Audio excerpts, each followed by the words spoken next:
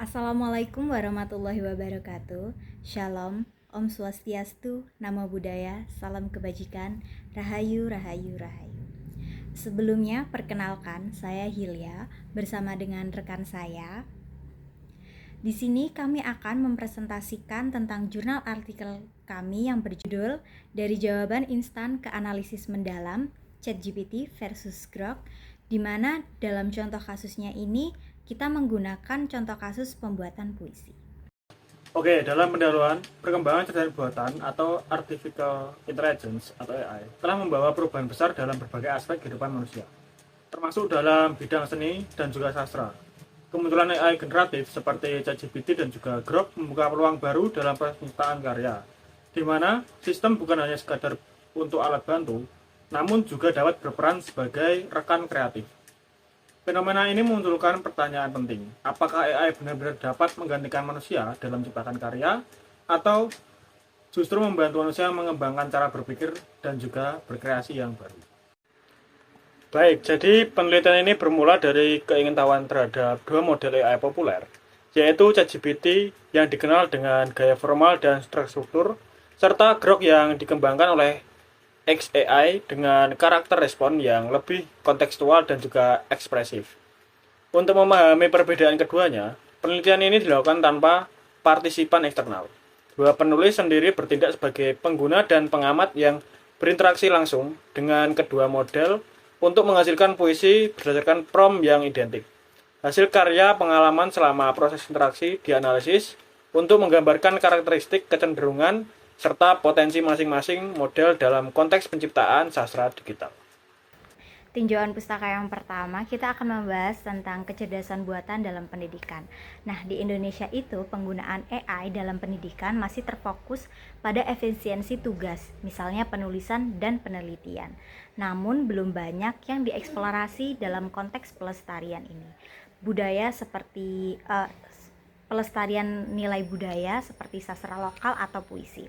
Penelitian ini bertujuan mengisi celah tersebut dengan membandingkan model AI yaitu ChatGPT dan Grok. Nah, yang kedua itu ada potensi dan keterbatasan ChatGPT. Jadi, ChatGPT ini memiliki keterbatasan signifikan. Penelitian MT Media Lab pada tahun 2025 menemukan bahwa mahasiswa yang menggunakan ChatGPT untuk menulis esai menunjukkan penurunan aktivitas otak di area prefrontal dan occipitoparietal, menandakan metacognitive laziness atau kemalasan berpikir kritis karena kecenderungan menyalin menempel jawaban dari AI. Selain itu, hallucination effect, ChatGPT menghasilkan informasi yang nampak meyakinkan namun salah menimbulkan resiko akademik, terutama jika pengguna tidak melakukan verifikasi. Dalam konteks sastra Indonesia, kelemahan ini dapat mengurangi kepekaan terhadap diksi budaya lokal yang kaya nuansa. Yang ketiga itu ada Grok, pendekatan interaktif dan kontekstual. Nah, dalam pendidikan, pendekatan Socratic Grok memancing pertanyaan kritis melalui dialog dinilai lebih efektif untuk melatih berpikir kritis dibandingkan model berbasis jawaban instan. Penelitian di Taiwan pada tahun 2025 menunjukkan bahwa mahasiswa lebih menghargai AI yang memfasilitasi dialog terbuka ketimbang sekedar memberikan solusi, karena mendorong refleksi mandiri. Namun, Grok masih baru dan penelitian ini tentang aplikasi di Indonesia yang masih terbatas. Yang terakhir itu ada berpikir kritis dan sastra Indonesia. Berpikir kritis menurut Bloom's taksonomi mencangkup kemampuan analisis, sintesis, dan evaluasi ide. Dalam konteks sastra Indonesia, berpikir kritis diperlukan untuk memahami makna tersirat dalam karya, mengevaluasi diksi budaya, dan menciptakan interpretasi baru. Menurut Chan et al. Menegaskan bahwa AI meningkatkan keterlibatan kognitif jika digunakan sebagai alat bantu, bukan pengganti kreatif. Namun, Chan et al. Memperingatkan bahwa ketergantungan pada AI naik generatif dapat mengurangi kemampuan mahasiswa dalam menghasilkan karya orisinil yang krusial dalam sastra. Baik, di sini kita akan masuk pada metodologi. Yang pertama ada desain penelitian. Penelitian ini menggunakan pendekatan kualitatif, deskriptif, komparatif dengan elemen autoetnografi. Penelitian ini berperan sebagai subjek dan pengamat aktif dalam proses eksplorasi. Menggunakan dua model kecerdasan buatan, yaitu ChatGPT dan juga Grok, untuk menghasilkan puisi dari prompt yang dirancang secara mandiri. Tujuan utama penelitian ini adalah menganalisis dan membandingkan karakteristik hasil karya puisi yang dihasilkan oleh kedua model AI berdasarkan prompt yang sama, serta menggali pengalaman peneliti saat berinteraksi dengan masing-masing model. Baik, yang kedua ada subjek dan juga peran peneliti. Yang pertama, peneliti ini tidak melibatkan partisipasi eksternal. Kedua, merancang prompt atau menemukan tema, gaya bahasa, dan juga struktur puisi yang diminta. Ketiga, pengguna AI berinteraksi langsung dengan ChatGPT dan juga Grok untuk memperoleh keluaran. Dan yang terakhir nomor 4, penganalisis hasil atau melakukan penganalisis linguistik, tematik, dan juga stilistik terhadap puisi yang telah dihasilkan. Baik, yang nomor 3 di sini ada sumber data. Sumber data utama dalam penelitian ini meliputi yang pertama ada teks puisi yang dihasilkan oleh ChatGPT dan juga Grok berdasarkan prompt yang identik. Kedua, catatan reflektif dari masing-masing penulis terkait proses interaksi dan kesan terhadap hasil keluaran. Ketiga, tangkapan layar screenshot atau transkrip percakapan antara penulis dan juga AI yang berfungsi sebagai data dokumenter pendukung. Dan yang keempat di sini ada prosedur penelitian. Yang pertama adalah perancangan prompt. Jadi, kedua penulis bersama-sama merancang satu atau beberapa prompt puisi dengan tema dan instruksi yang sama. Misalnya pada tema alam, sosial, atau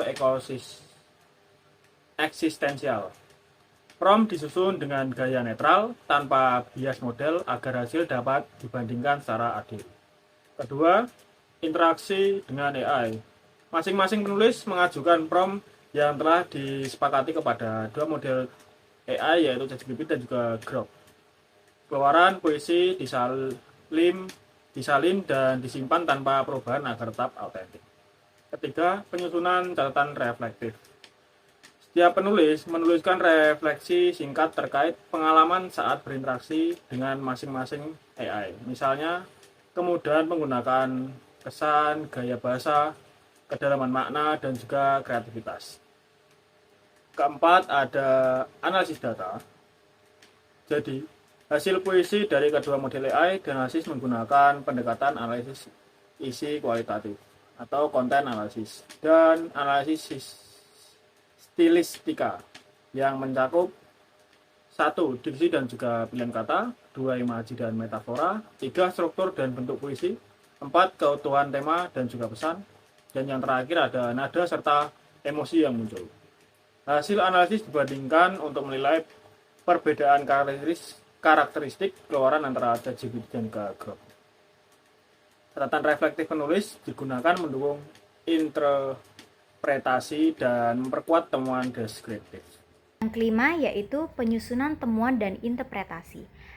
Yang pertama itu ada temuan berupa perbandingan gaya bahasa, kedalaman makna, dan kecenderungan masing-masing model dalam membantu struktur puisi. Yang kedua, hasil akhir disusun dalam bentuk deskripsi naratif yang menonjol keunikan tiap model serta pengalaman pengguna. Ada teknik analisis data. Jadi, analisis ini dilakukan melalui beberapa tahap. Yang pertama itu reduksi data. Yang kedua, deskripsi data. Yang ketiga, kategorisasi teknik. Yang ketiga, kategorisasi tematik. Yang keempat, analisis komparatif. Yang kelima, interpretasi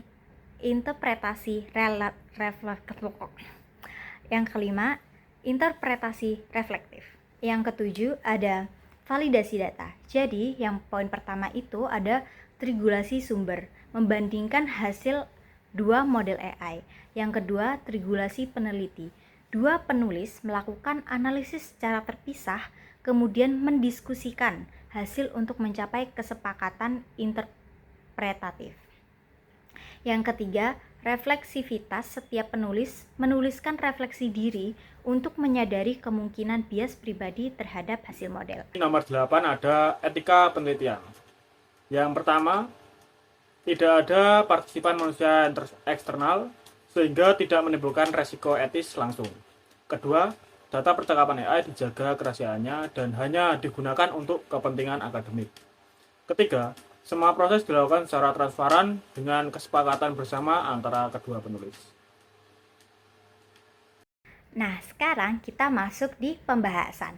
Jadi, poin pertama yang ingin kita bahas yaitu tentang definisi puisi ideal itu gimana sih? Nah, dalam definisi puisi ideal itu terdapat keseimbangan antara bentuk dan isi dalam puisi ideal.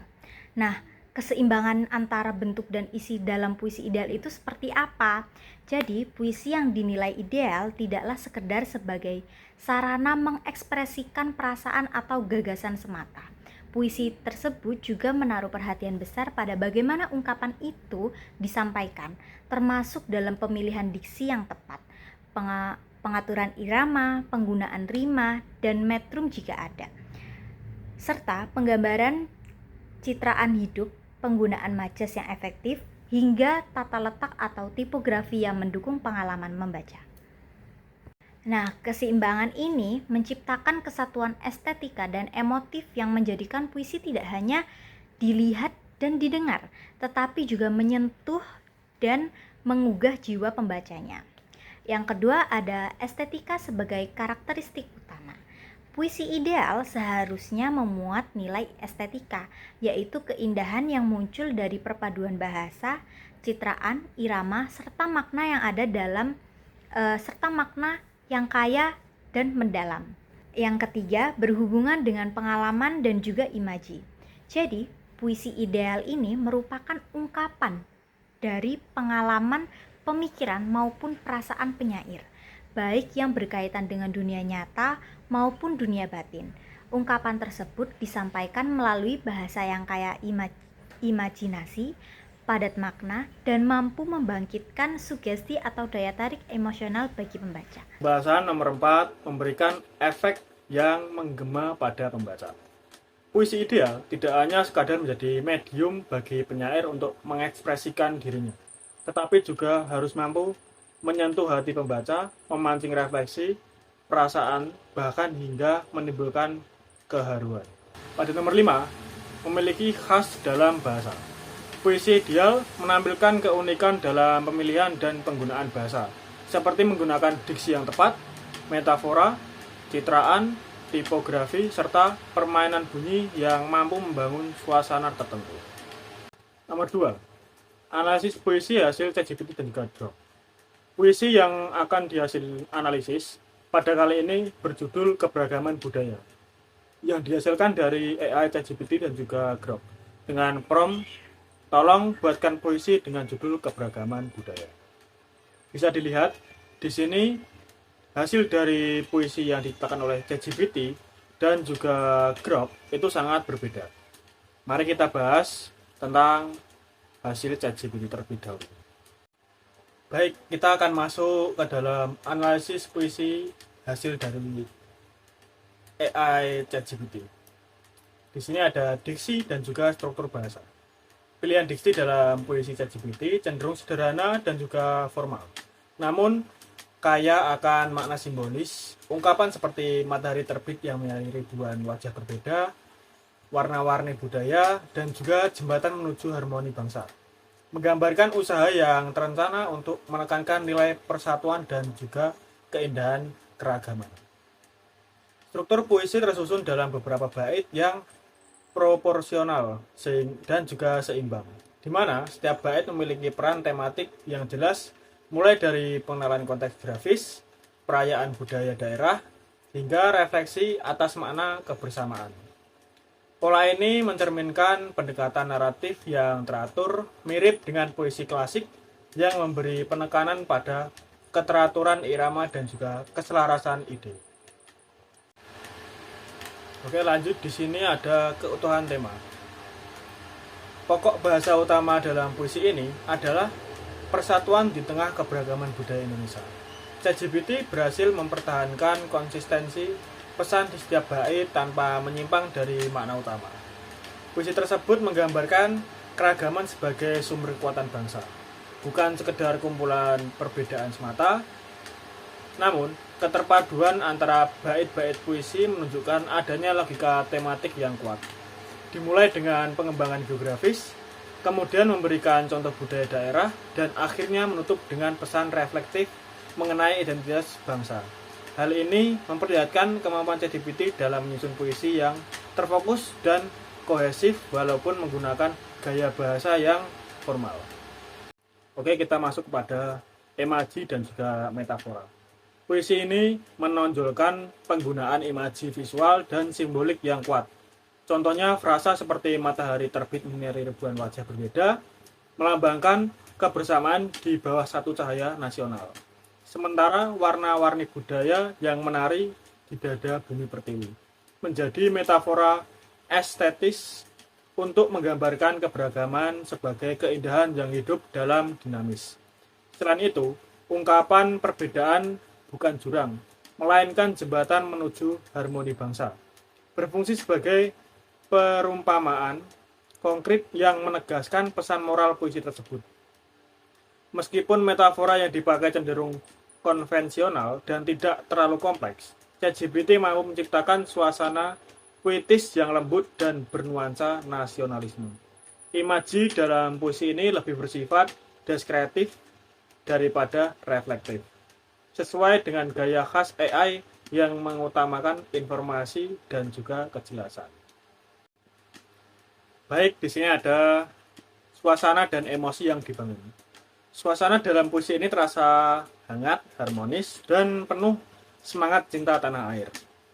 Perasaan yang muncul tidak terlalu kuat atau sedih, tapi lebih tenang dan penuh harapan. Nada puisi ini mengajarkan sekaligus memberi semangat, seakan mengajak pembaca untuk menghargai keberagaman budaya di Indonesia. Gaya bahasa digunakan menunjukkan bahwa ChatGPT cenderung memakai kata-kata yang mudah diterima semua orang dan bersikap positif, sesuai dengan karakter AI yang selalu netral dan juga diplomatik.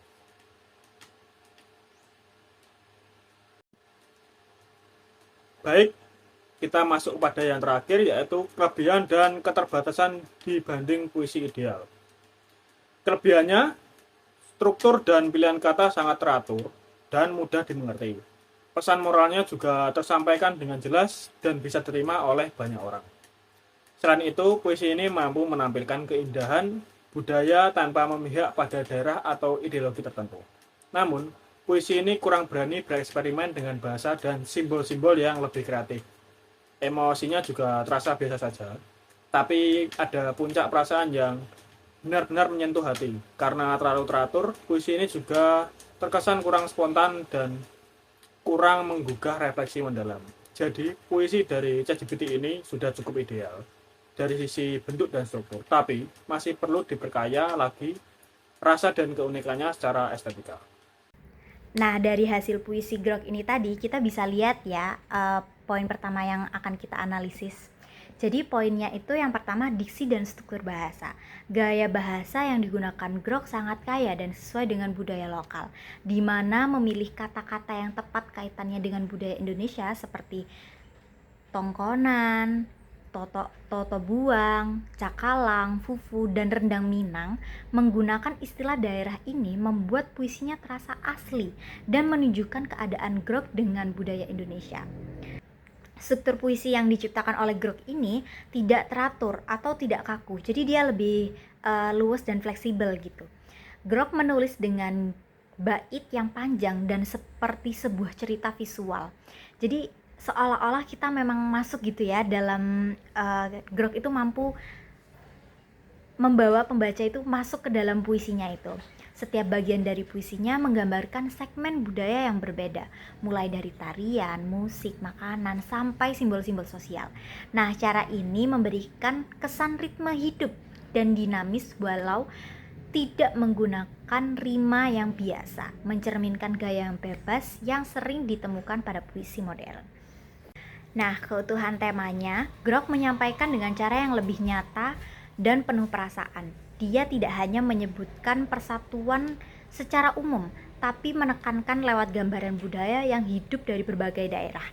Kesatuan tema terlihat jelas dari pengulangan gagasan satu dalam keberagaman lewat berbagai bentuk ekspresi seperti musik, makanan, dan tradisi sosial.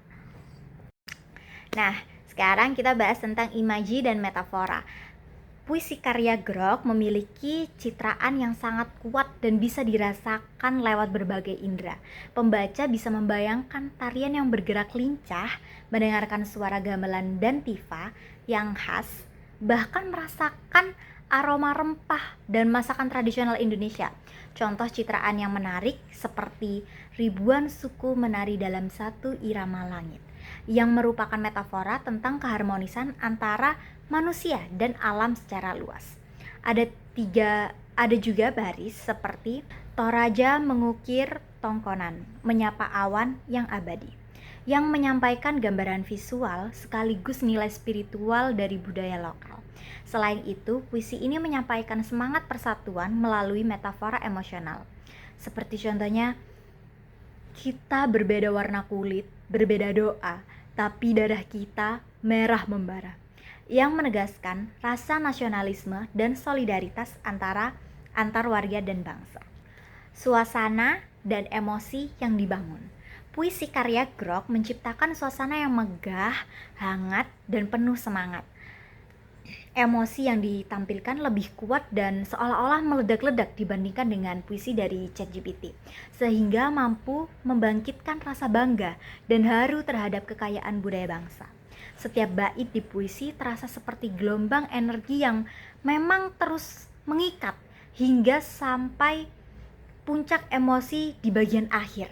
Jadi emosi yang ada di ciptaan dari Grok ini seperti rasanya tidak terputus-putus gitu ya. Nada puisi ini bersifat liris, ramah, dan mudah dimengerti dengan gaya bahasa yang mengajak pembaca untuk ikut merayakan keindahan keberagaman, bukan hanya memikirkannya saja. Hal ini membuat puisi Grok terasa lebih dekat dengan kehidupan manusia dan mudah diterima oleh pembaca.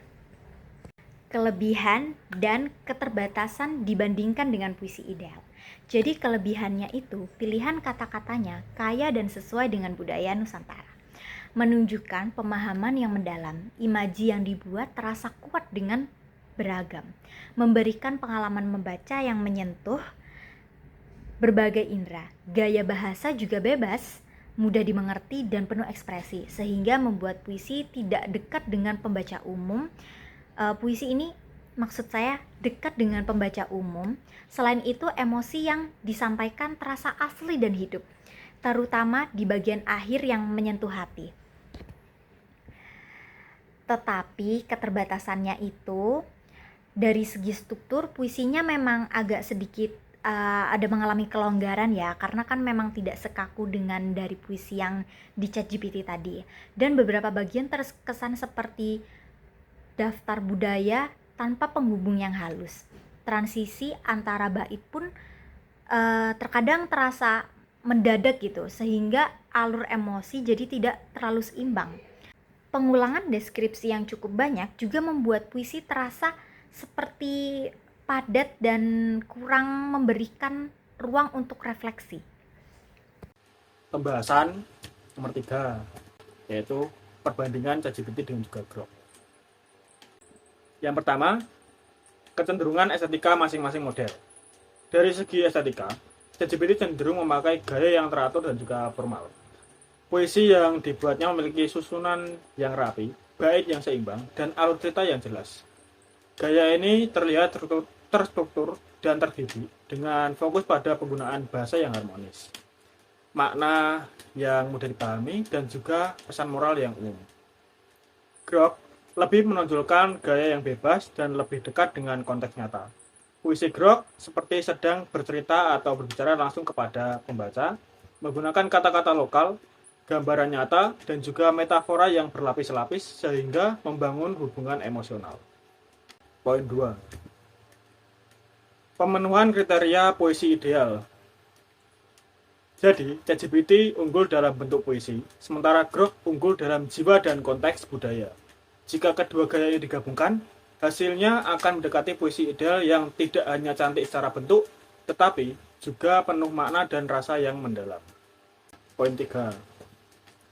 Unsur yang lebih menonjol struktur emosi atau konteks sosial. Dari sisi teori keindahan, ChatGPT lebih mengutamakan bentuk puisi, sedangkan Grok lebih menekankan isi dan juga pengalaman yang disampaikan. Jadi, perbedaan mereka bukan hanya soal teknik menulis, tapi juga filosofi. ChatGPT menulis untuk menjelaskan dunia, sementara Grok menulis untuk merasakan dunia. Poin 4, yaitu yang keempat, yaitu sintesis. Kedua model AI ini, yaitu ChatGPT, lebih kuat dalam hal bentuk dan juga pesan moral puisi, sedangkan Grok lebih unggul dalam makna dan juga pengungkapan perasaan. Keduanya membuktikan bahwa teknologi AI tidak hanya meniru gaya manusia, tetapi juga mampu menampilkan dua aspek penting dalam keindahan sastra, yaitu ketertiban dan juga kebebasan, logika dan emosi, serta bentuk dan makna yang sebenarnya adalah inti dari puisi yang ideal. Pembahasan 4.1. Yang pertama, di sini ada pengalaman berinteraksi dengan dua model. ChatGPT terasa seperti rekan kerja yang tenang, teratur, dan selalu mengikuti perintah dengan tepat. Responnya sistematis dan juga mudah dikontrol, tapi seringkali kurang spontan dan terkesan seperti sudah diprogram. Dari interaksi ini, peneliti belajar betapa pentingnya memberikan instruksi yang jelas dan juga bahasa yang tepat agar hasil yang disampaikan puisinya konsisten. Di sisi lain, Grok memberi pengalaman yang lebih hidup dan juga interaktif. Responnya tidak hanya menjawab permintaan, tetapi seperti berdialog, dengan berani mengeksplorasi ide, menambahkan cerita dan unsur budaya yang tidak diminta langsung, sehingga puisinya terasa lebih alami dan juga ekspresif. Baik, di nomor 2 ini ada dampak terhadap cara berpikir dan juga apresiasi sastra. ChatGPT dan juga Grok membuka cara berpikir baru tentang bagaimana makna dan keindahan bisa terbentuk saat teknologi ikut berperan dalam proses kreatif. Peneliti jadi lebih sadar bahwa keindahan puisi bukan hanya soal kemampuan menulis kata-kata indah, tapi juga tentang memahami maksud di balik kata-kata itu. AI memang bisa menyusun kata-kata dengan rapi, tapi manusia tetap dibutuhkan untuk mengerti nilai emosional dan juga budaya yang terkandung. Selain itu, pengalaman ini membuat peneliti lebih menghargai sastra digital. Keindahan sekarang bukan hanya hasil dari perasaan penyair, tapi juga dari interaksi logis dan juga kreatif antara manusia dan juga mesin. Jadi, sastra bukan lagi hanya milik manusia, melainkan hasil kolaborasi antara kreativitas alami manusia dan juga kemampuan algoritma komputer. Baik, dalam nomor 3 ini ada pemaknaan baru terhadap peran manusia dalam penciptaan karya bersama AI. Dari pengalaman peneliti ini, peneliti menyadari bahwa manusia tidak kehilangan perannya saat bekerja dengan AI. Justru peran manusia berubah. Jika dulu manusia menjadi satu-satunya pencipta karya, sekarang manusia berperan sebagai penafsir makna dan keindahan dari karya tersebut. Dan yang keempat, ada sintesis reflektif.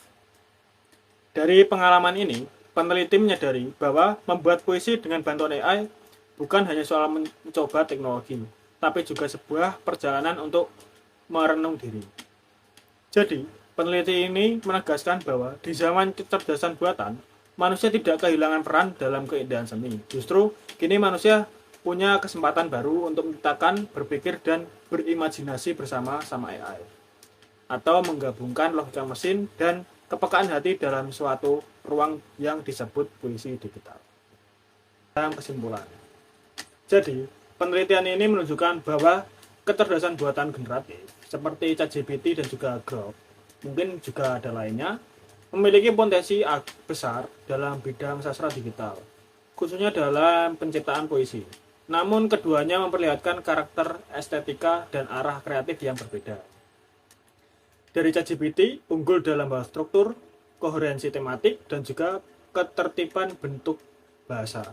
Sedangkan dari Grok, lebih kuat dalam ekspresi emosional, konteks budaya, dan spontanitas kreatif. Dalam konteks konsep puisi ideal, ChatGPT lebih memenuhi unsur keseimbangan, bentuk, dan juga isi. Sementara dari Grok lebih dekat dengan aspek pengalaman, imajinasi, dan efek emosional terhadap pembaca.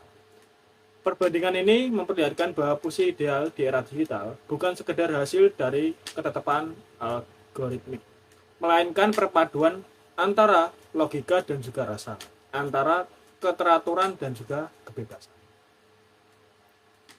Baik, karena kita sudah sampai di penghujung presentasi, jadi saya, Yulia Nediva, bersama dengan rekan saya, ingin mengucapkan puji syukur atas kehadirat Tuhan Yang Maha Esa, karena berkat rahmat-Nya dan karunia-Nya, penelitian berjudul Dari Jawaban Instan ke Analisis Mendalam, ChatGPT versus Grok, ini dapat diselesaikan dengan baik.